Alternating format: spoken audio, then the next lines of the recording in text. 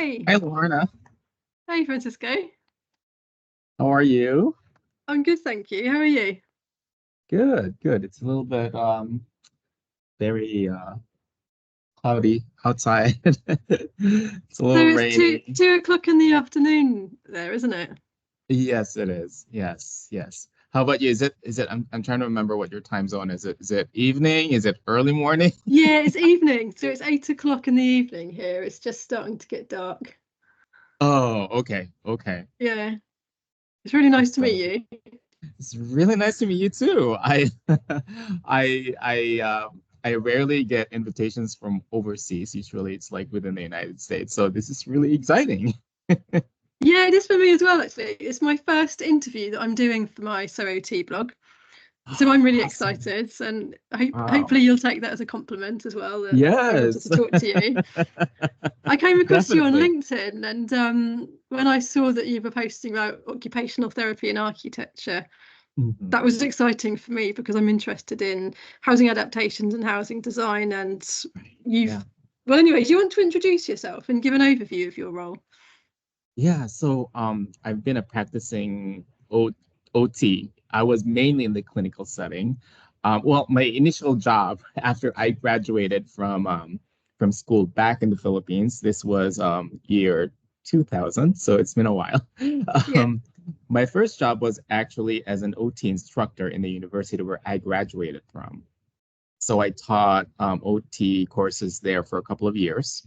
And during that time, uh, a lot of students have migrated from the rehab science to nursing school because there was such a great demand during that time for like if people want to uh, um, come to the United States. So I remember my last class, I only had five students, five OT Wow, students. small group. And then I think after that, the department dissolved because again, there were no enrollees. So I the last time I checked, I still don't see any OT or PT department because both are in the same department. Both Yeah. I, I don't think they're there anymore. But yeah, so that was my first job as an OT instructor, and then after that, um, I worked for a little bit at the university's medical center where Mhm. I supervised OT interns, and then I did a specialization in autism because there is such a need for OT in pediatrics, especially for those with autism. There's this Yeah. because the Philippines it has like thousands of islands, and there's this one area where there's really a lack of OT services for kids with autism and Mm, you know kids with disabilities in general, mm. especially for those living below the poverty line and I really wanted to help them. So I together with a nonprofit organization, I worked with them and had a small clinic, and I worked with mostly kids with autism. But I remember also have kids with Down syndrome and cerebral palsy. Mm. So after that, I worked for another nonprofit, still like the same kind of population, but this was in a different island. Um, Mostly we go to the community. So we go up the mountains and then really, work with them there because it's too much for them to come to our clinic. So we go to them. Uh-huh. Um, it's really difficult, especially when you have a child with a disability and you don't have the necessary transportation, necessary equipment. Sure. I mean, the Philippines is a third world country, but can you imagine people in third world country who is also like not does do not have the resources. So it's Yeah. even there and having a disability, Yeah. it's really it's really a challenging situation. So that was really one of my most fulfilling jobs that I did. And then after that, I'm trying to like backtrack. After that, I think I got a letter from the NBCOT that the United States will no longer accept foreign graduates without master's degree, and I have a bachelor's. It's like, Okay. oh my God, do I have to go to school to be able to? It's like, okay, I'm gonna try going. applying for the exam, and then I Yeah. did, and I passed, and I came here. In my head, like, okay, I'm just gonna try. Maybe I would like it because my father was here, Uh-huh. and I told myself I'm just gonna give it a try. Maybe I would like it, and if I don't, I can always go back. Yeah. And then I happened to really enjoy it, and you know, having a variety of experiences and just working with older adults because that's one of my first couple of jobs was in a skilled nursing facility and In the community health. USA. Yes, yes. Yeah. So I really enjoy that. And Uh-huh. then I worked in that setting for a long time.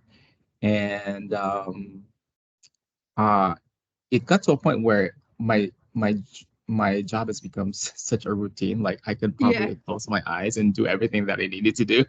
So I Yeah. always want to challenge myself. And even when I was still in the clinical setting, I really interested in the role of technology and the role of design in making Yeah. people making our clients independent and have engage in occupations much more optimally. So that's why I tinkered with that. And one of the things that I initially got into is user experience because when I was doing my documentation, right, for my patients, and it's like our documentation platform was so frustrating. There must be an Okay. easier way to design this to make Yeah. the lives of therapists easier so that we can focus on working with our clients rather than like spending our time in the computer. Yeah. So that's when I found out there's actually a field that focuses on that. And so I did trainings and courses and classes on user experience. And that is there's such a great parallel between user experience and OT.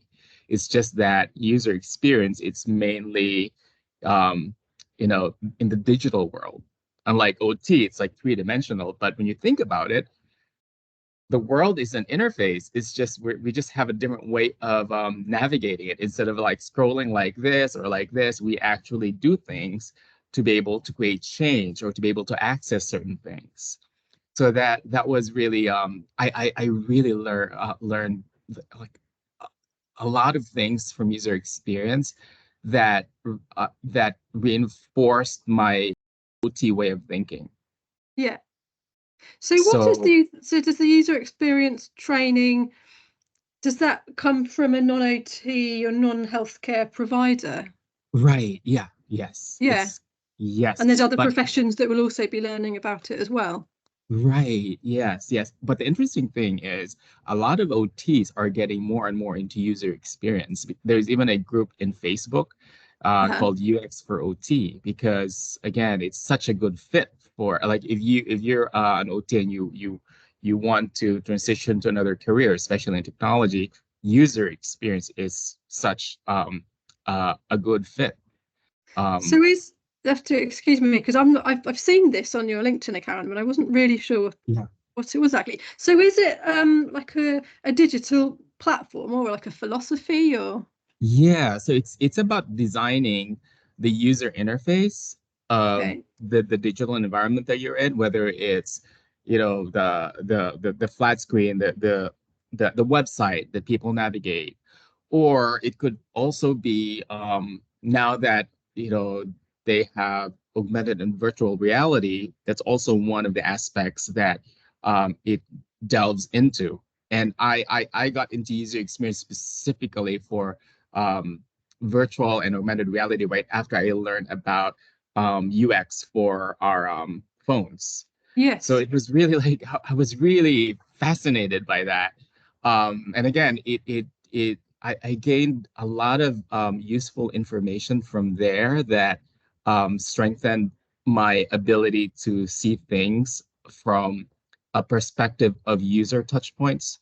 Like Yes. wherever you are, you will always engage in objects Yeah. or in services or you know other forms of experience, and that is a significant part of your whole experience. Um, Mm. Whatever you're doing, whether you're doing recreation, whether you're doing your work, or when you're just at home, right? You have it makes me appreciate all the different touch points that I encounter. Let's say when I prepare a meal, Like Yeah. what would be, I mean, I don't have a significant disability. I mean, my joints are a little stiff, but um it gives me it makes me become mindful of, okay, what's difficult about this, what's challenging about this, and how could this be designed in a way that would make it easier for me to do this. Yeah. And again, I'm just talking about like the very mundane, but um, I couldn't help it. And I mean, as OTs, we have that lens that we we automatically use when we encounter some kind of a difficulty when we're trying to, you know, accomplish something. So that was really, really helpful for me, having that additional, you know, additional perspective in addition to the OT Yeah. lens. So it sounds like it's linking in like the task analysis. You used the example in a kitchen. So it's linking in the task analysis of how you'd actually do the actions of cooking, all the Right, physical and cognitive skills you'd need for that. But you're including more the objects and the environments as right, part of that holistic picture. Is that right? right. Exactly. Yeah. Exactly. Yeah. Okay. And Yeah. how, so you got really into the tech and design and you did training and user experience. How did that lead to your current role? Oh, so it led to my current role because my current role, there was no opening for this role, right? Uh-huh. I did apply. I didn't see a job opening and applied for it. Okay. Um, it was mainly through my network Uh-huh. of people that I know. Um, and and that's another thing too, that uh a lot of OTs who want to transition into a different field, like it's really important to build your network, not just Mm, within your clinical bubble.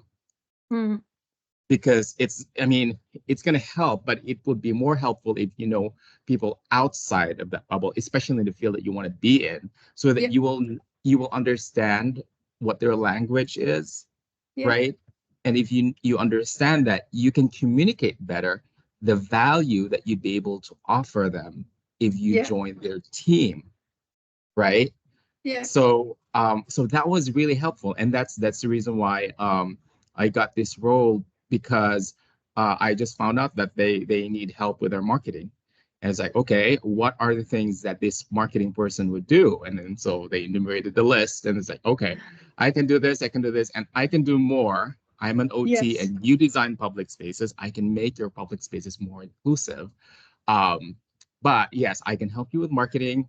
I also have user experience training, so I would be able to help you with that as well. So those are like really like positive points Yeah, for me as an outsider.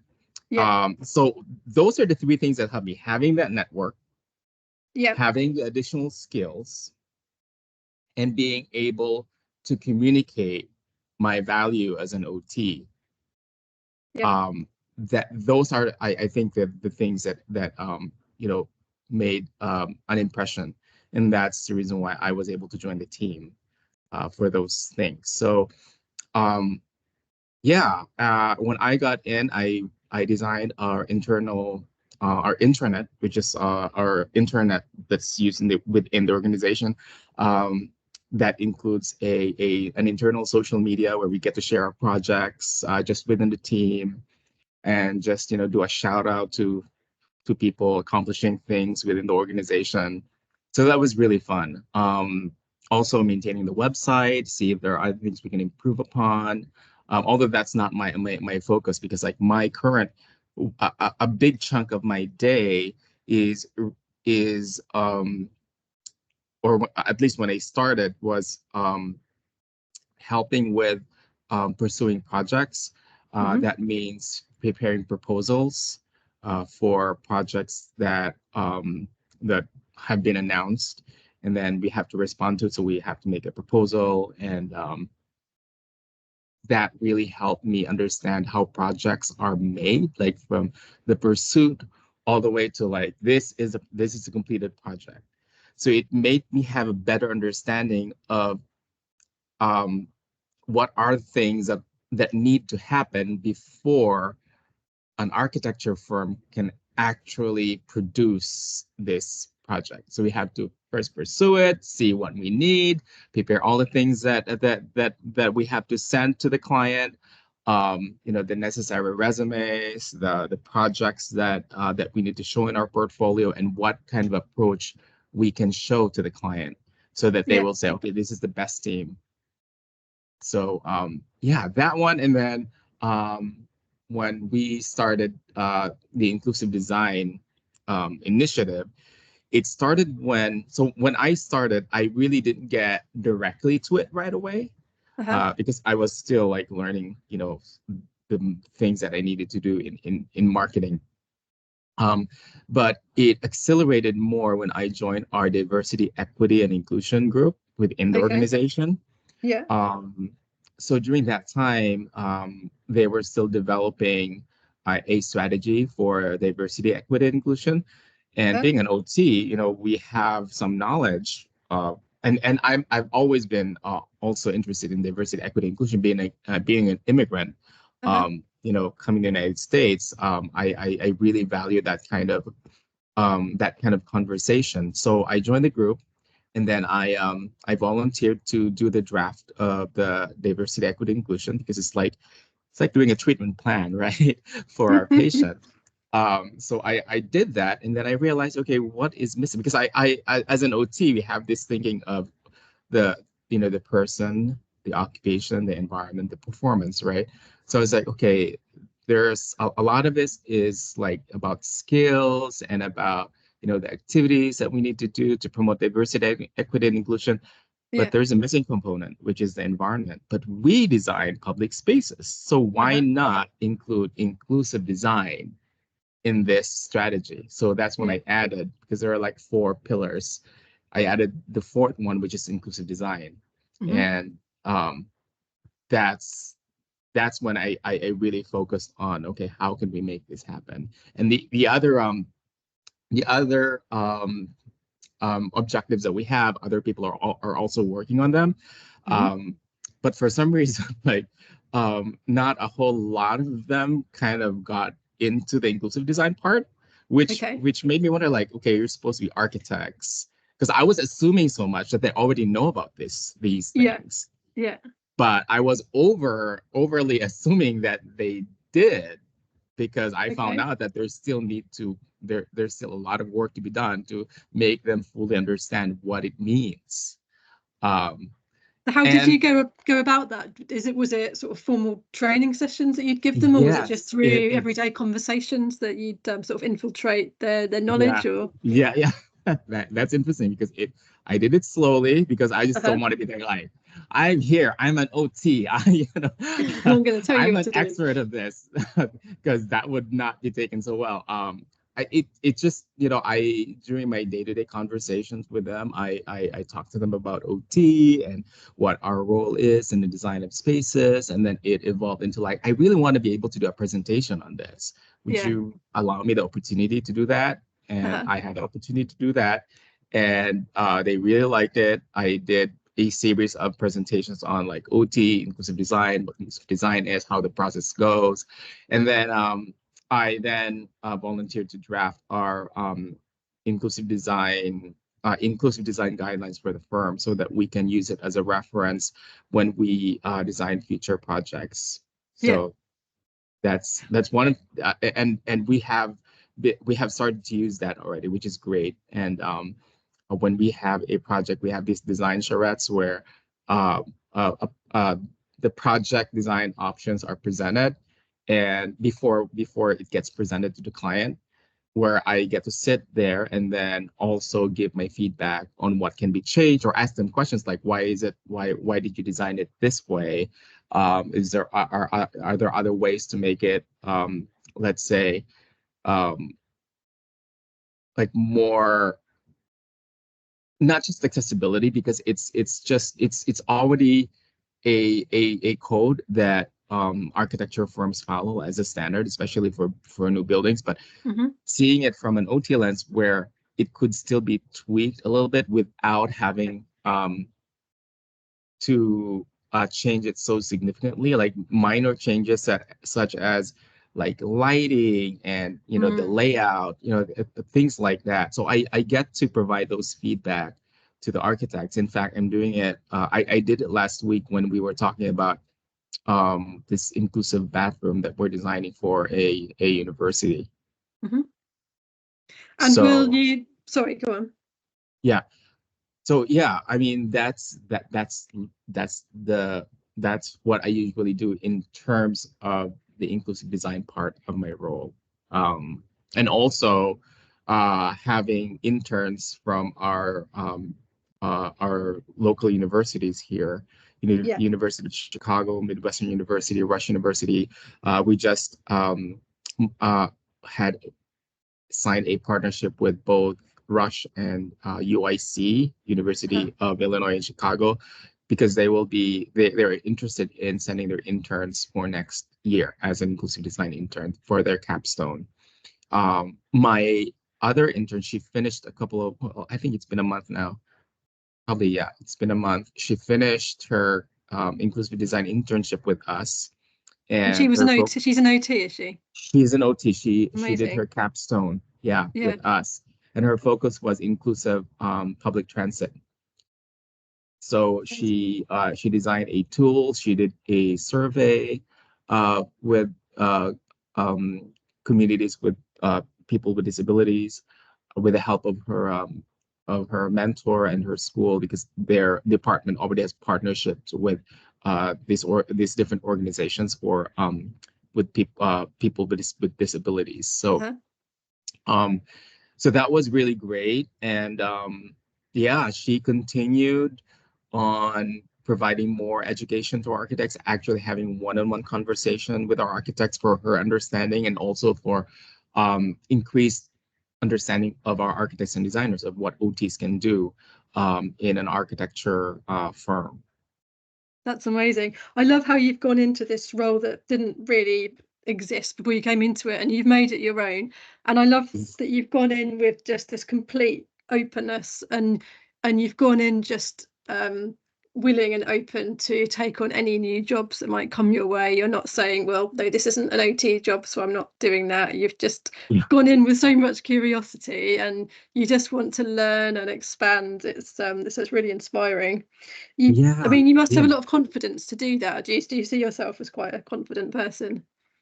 I like to see myself as a confident person, but there are times, being an outsider, it's really challenging. But I think Mm, as an OT, it really helped me because we were in our clinical training or in our academic training, we've always been primed to wear different hats. And I mm, think that's really helpful. Having, seeing things from different perspectives, right? And being able to think on our feet when we have mm, to. We were trained to be resourceful and have that critical thinking. I mm, think that's always applicable in any kind of setting. mm. One of our biggest strengths is our soft skills, being able to Yeah. communicate with different types of people. So that really helped too. If I see what the benefits are having an OT background, I think those are Mm. the things that really help. And what you said about learning the architectural language was really interesting because you're right, we learn all these um, sort of skills and the philosophy behind OT that could enable us to go in so many settings, but it's Right. sort of adapting to that new setting by, like you said, learning the language Learning the to bridge language. that sort of communication divide. Exactly, exactly. And I think what also really helped, because I've always been interested in design and architecture, so I've read books about it. I've read articles because I'm Mm. just fascinated with architecture. It's like a big piece of a work of art, you know. Yeah, yeah. Um, but I'm being an OT couldn't help but also think, okay, how does that affect the people who use that space? Yeah, completely. And it's people with disabilities and being able to access and use the spaces. But even people without disabilities, it's how you feel in a space, isn't it? And Right. how that affects your mood, how it makes you want to use the space, whether it sort Mhm. of makes you feel calm, whether it sort of stimulates you. Right. Yeah. Yeah. Yeah. And again, as OTs, we're trained to analyze these different aspects of the environment, especially Mm, when you talk about how you would be able to access if that environment, let's say, if it's a public space and it provides services, mm, and you are being a member of that community, would you be able to access those types of services without so much difficulty, right? Whether it's accessing the building, whether it's receiving the services that you need when you enter that space, all those components, they are really important, because if they're not designed correctly, it's really going to affect how we engage in occupations, or how we how the public can access those services that are meant for the public, right?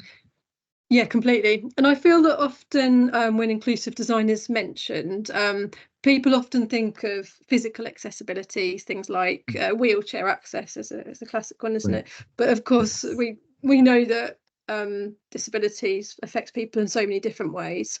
So can you talk about how spaces can be designed for people with hidden disabilities? So I think that's the traditional way of thinking, and I think it's slowly changing now. Because to think about it, the symbol for accessibility is a person in a wheelchair. So it's really like so focused on that. But given the fact that not all people with disabilities use wheelchairs, right? Only a fraction of the people with disability population use wheelchairs. Some use walkers, some use canes, some don't use at all. It's really important to identify, okay, what going back to the touch points that I mentioned earlier, when you examine your journey from home to, let's say, to a museum, what are those touch points that you encounter that could be a barrier or a facilitator to you being able to experience what you want to experience, or for you to be able to access what you want to access? Because even if you don't use a wheelchair, if you have sensory, let's say if you have sensory processing, if you're neurodiverse, there could be some things in those touch points that is really challenging for you to process. So how can those things be designed differently, so that they would not be a barrier, but instead they could be opportunities, or they could facilitate your engagement with the environment? So I imagine lighting could be one of those things. Lighting could be one of those things, right? If you have a problem with glare, how can that be designed differently, so that even if, I mean, because it benefits everybody, it just contributes to like a much better way of experience. Because even now, I mean, the lighting that I have now is pretty glaring, but if I have sensitivity to that, it would be, I won't be able to concentrate what I need to do when I'm in that space, as opposed to it's softer lighting. I'm able to comfortably use the space, or be in that space, and therefore have a better experience. So even if it's not about physical disability, it still facilitates my ability to engage in whatever activity or occupation that I want to engage myself in that particular space and time. And a lot of large public spaces, the sound can be quite echoey, can't it? And that can be quite disorientating and quite stressful for some people. Right. How would you sort of have those discussions with the architects around how that could be a factor, for example, in design? Right. So consider just consider all the different senses, right? All the different sensory information that space produce. And if they're not very they're not supportive, or if they are they don't really contribute to the pleasantness of the space, whether as what you've mentioned, if it's echoey and if it's so hard to hear, the acoustics are so bad, are there ways to maybe introduce acoustic materials, or would there be you know smaller spaces where people can go there to kind of have Okay. a break from all these noise and be able to have a conversation with somebody. Yeah. Because I agree, a lot of public spaces, especially train stations, they could be overwhelming Yes. for people with auditory sensitivity. When the train arrives, it's really loud. I mean, there are now like earplugs and headphones, but it's still better if there is a way to put a buffer so Mm. that it will not be as overwhelming.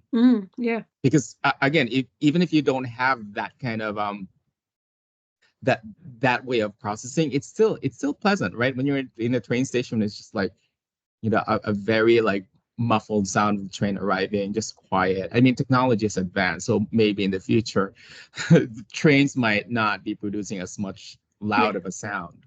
Yeah. But yeah, we would all benefit from it, wouldn't it? All of our stress levels would go down, and that would change the way we interacted with each other. So actually, it would influence Yes. everyone. Yeah, exactly. So again, think about it. It's not about physical dis for addressing a physical disability, right? But it's all about the experience, Yeah. because that's the bottom line. And the reason why we design things is mainly for utility. But Uh, we now have an increased understanding of our needs. It's more than just utility. It's about the positivity of our experience when we're in that space. yeah. Yeah. It's so important, isn't it? And so am I right that you're the only OT or OT by background within your firm? Yes, I am the Yes. only one. How does that affect your identity as an OT, or are you fine with this?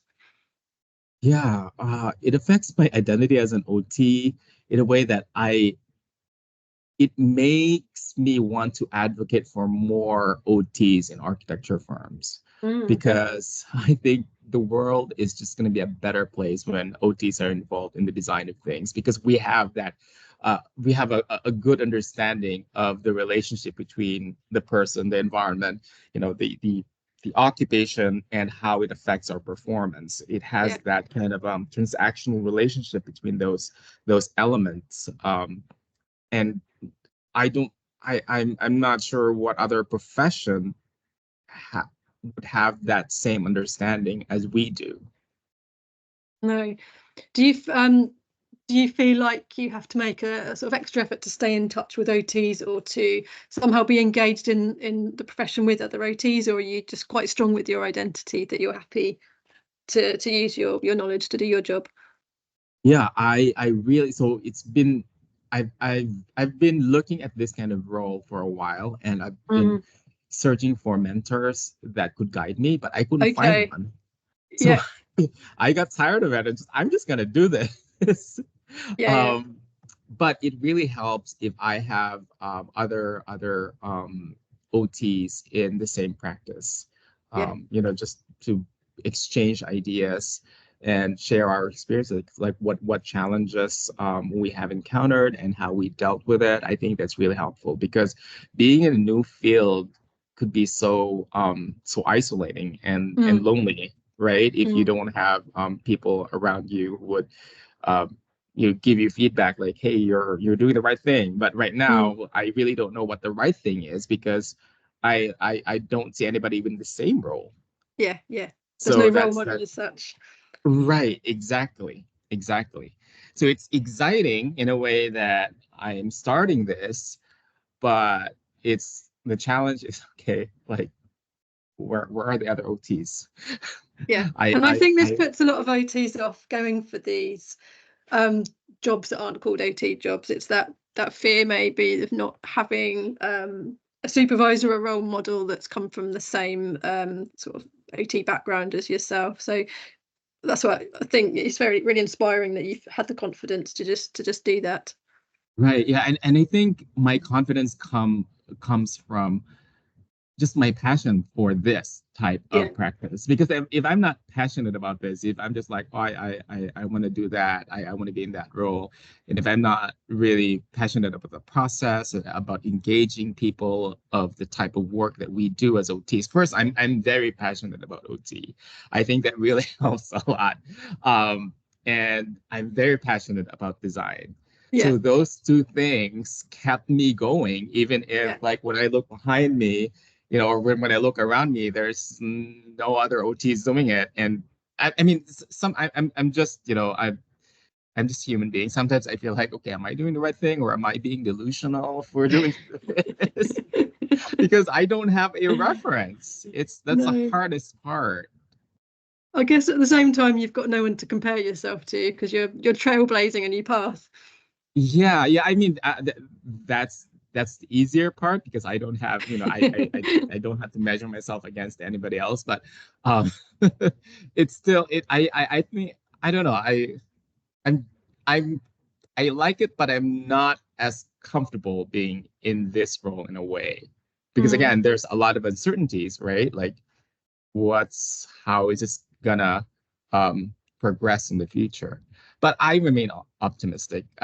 Again, I really capitalize on my passion for OT and my passion for design, and I think I know that I'm doing the right thing because I yeah. have the knowledge of how our environment can really support um, occupational justice. Because as OTs, that's our main role. Occupational justice, we believe that everyone has the right to engage in their chosen occupations that Yeah. would make them have, better quality of life and contribute to their well-being.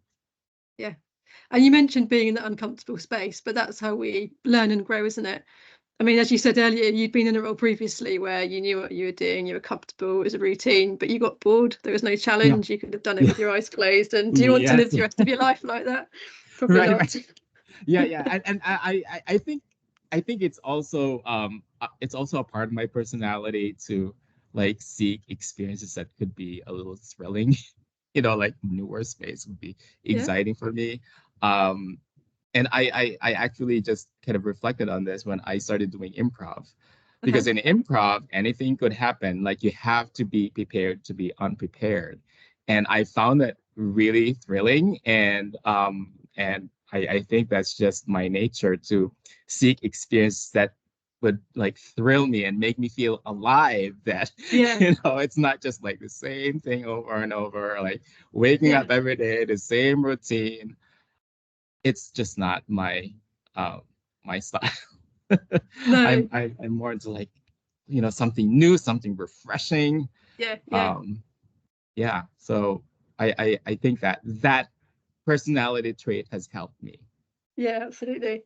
And the spaces that you're designing with your firm, what sort of spaces are they? Is it all buildings or is it like outdoor public Yeah. spaces as well?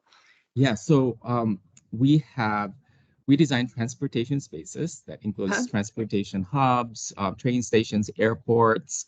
Um, We do recreation, which includes parks and museums. We do municipal buildings such as city halls, community spaces. We also do industrial projects. Okay. Yeah. Um, we have what else? Education, schools is also one of the project categories that we have as a firm. Yeah. What else? Bridges, in infrastructure. Um, yeah, but a huge part of what we do is transportation. That includes the airports and the train stations, That's an which is incredible range. yes, yes, And I don't know um, about in the US, but in the UK, the jobs when you're working in housing design, or it's more common to work in housing mhm, adaptations of existing houses. It is mhm. it is around housing. It's not all of these other areas you've mentioned. So that's so Yeah, exciting yeah. to get involved in We that. Yeah, we don't do residential. That's Okay. yeah, we don't do housing. Um, we don't do private residence. Yeah, we mainly do public spaces. That's Mm. that's a big bulk of what we do. I'm And really again, excited that you mentioned museums as well, because yes, museums and art museums. galleries is something I'm really Mhm. interested in recently around how the user experiences that, down to sort of basic things like having works at a certain height that you have to be standing to see Right. them, but also how you use the space, because you tend to go into museums and art galleries, and it's almost like they encourage you to keep moving, and there's so much going on. And Right. the idea of designing a space in a museum with just one piece with a comfortable chair where you can actually just sit and Hmm. reflect on it, it would be a completely different experience, and there's so much Right. potential, I think, around this. Yes, yes, exactly. I think that's worth doing research on, because I think again with our evolving understanding of our needs when we engage in different activities, it has evolved, Mm. right? Hmm. And I think as our society evolves, we also have that increased complexity of our needs, and we Mm. have that understanding that it's not just about providing enough illumination, it's not just about providing seating, but how can those be designed in a way that would meet our diverse and complex needs as we engage in these different types of activities in these different types of places. Yeah, and it is complex, isn't it? Because people, there's so many different needs for different people to experience these different spaces. It's how do you accommodate everyone's Right. needs? Everyone's So needs, right? it's Exactly. a difficult job for you, I imagine. Yeah, yeah. But then having that framework to use, such as, okay, who are the users of this space? Have we Mm. engaged them when we design this space? Do they have options when they want to stay in this space or navigate the space or search for information about the space? Mm. What options are there for them? And the more options that they have that would um, best fit their level of ability for that moment, Mm. they can then engage more comfortably with a space and Mm. have a better and have a much positive experience as opposed to having like not knowing where to go, not having the right information, so they would feel confused and it's so noisy, or even maybe you know there could be some smells that Yeah, would really be so annoying for yeah, for them, so that already affects their overall experience and our ability to fully do what we needed to do in that building. yeah, So yeah. yeah. And when you're working with your colleagues, so I suppose both the designers, but also the funders and your clients as well, I Mhm. imagine you're coming in with so many ideas and so many, I say demands, but I mean that in a positive way, like expressing the needs of so many people.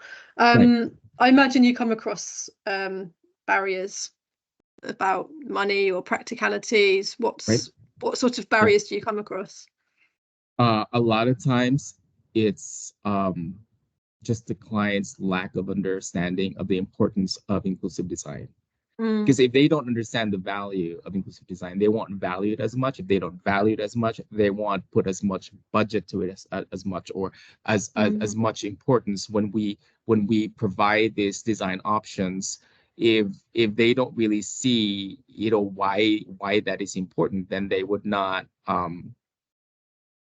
consider it. Mm. So that's really one of the main things, and that's the reason why when we pursue projects, if we get to be a finalist, to be chosen as one of the firms who will Yeah. work on the project, that we consider that as an opportunity to educate our clients about the value of inclusive design. And that's one Mm. of the things that we offer and why that is important for their project, especially if their project is for the public. And do you think that helps your firm to get contracts? Can you use that as a It selling point? does. It Yeah. actually it actually does because um, especially for those clients who really want their services to benefit, a wider population. Yeah. If they see that we have the capacity to design our projects in a way that would promote that, um, that is that's a plus Mm. for our firm. So it is a kind of a strategic advantage when you think about it, Yeah. Yeah. because again, the world is changing. More and more people are now appreciating um, the, diversity, equity, and inclusion, that idea is just Yeah. gonna be more and more of a standard everywhere. And if your buildings or your projects do not reflect that, then people would talk about it. Yeah. So yeah, and like you mentioned before, there is certain design standards, but that will also be changing all the time, won't it, as we learn more yes. about different people's needs, and people with hidden disabilities and their Mhm. needs within design spaces as well. Right. Yeah. Yeah. Exactly. Exactly. Because even I was just we were just in a restaurant yesterday with a friend who has celiac, Okay. and if the restaurant doesn't really offer um, options for gluten-free, Okay. then they're kind of missing out that segment of the population, Yeah. right? And in a way, it's if I'm a customer and I have gluten sensitivity, I want to eat something from that restaurant. I'm not really in a way able to access that service because they don't have the right food for me. Yeah. You know what I Yeah. mean? Yeah. Yeah. Absolutely. So And again, it's all about these touch points that would make you either have a positive or negative experience of the space. I'm going to be looking this up: user experience and touch points. Mm-hmm. In the US, do you call it CPD, continuing professional development? Do We you have call the it same term? CEU. Yeah, continue education. Oh, okay. Yeah. How is that differed in this role compared to a traditional OT role? What sort of learning will you do? Yeah. So right now it is pretty challenging for me to get continuing education because most of the continuing education that we have is so clinical Mm, for OTs at least. mm, So I get into courses that is like mainly for architects for we call it AIA, the American Institute for Architects. I think that's the meaning of it. But it's AIA credits, but I'm not an architect. But so I don't get OT credits for attending yeah, those. But I still feel that's an important um course for me to attend. So I still attend it. I yeah, still do clinical, but having being able to refresh my clinical thinking is also good. But I usually would go for those things that are also related to what I do, such as accessibility, and again, there are very few of those being offered. And I hope that as more and more OT practitioners can get into this, hopefully there mm. would also be more continuing education programs for that area. I can see that being something that you'll go into next, providing the education for the future OTs coming into these Yeah, roles. yeah. Hopefully, I would still be able to do that. Last April, I did I moderated we call it Conversations That Matter, which is about the intersection of OT and architecture. So Right. it's like a part of the conference, and I hope I would still be able to do that next year's conference. Amazing. And then I've got quite a personal question Yeah. for you. It's about what you've learned about yourself being in this role and how you've developed personally. What I've learned about myself in this role is that um, I'm actually able to do things that I didn't know I was capable of doing. Because if if somebody would have told me maybe 5 years ago that I would be in this role, I would not believe it. Yeah, I would not believe it. It's like, no, amazing. that's impossible. But then Yeah, again, it's really the passion that made me move forward and got me into this. yeah, Because I really didn't care if I'm gonna have this role, and I just want to be able to do something that involves this, you yeah, know, whether it would be called an inclusive design lead or an OT. I just want to do something that involves improving our spaces, our public spaces in yeah. particular. And what advice would you give to other OTs that were interested in another field, not necessarily inclusive design or architecture, but something just a little bit outside of the box, but they had a bit of fear about sort of taking that step? What advice would you give? Right. So first, know yourself, know what you're passionate about, because that will fuel you, no matter what the situation is going to be. Yeah. Because I had this feeling like decades ago, but I tend to like, oh, that's impossible. But it kept coming back to me, and that was a signal that this is what my passion is. I might as well listen to it and follow it, because it's telling me that this is going to be the path that I'm really going to be, um, that I will have the most energy for. So really knowing that, and reflecting on how, as an OT, you can be of value in that field. And I think that has tremendous potential, because again, we have so many skills that are applicable in a lot of industries. Yeah. And what are your future plans? Where do you see yourself going from here? Future plans, hopefully I would be able to recruit more OTs to be in this field. Yeah, I just I again I really just want the new generations of OT to look at this, because it needs our expertise. Yeah.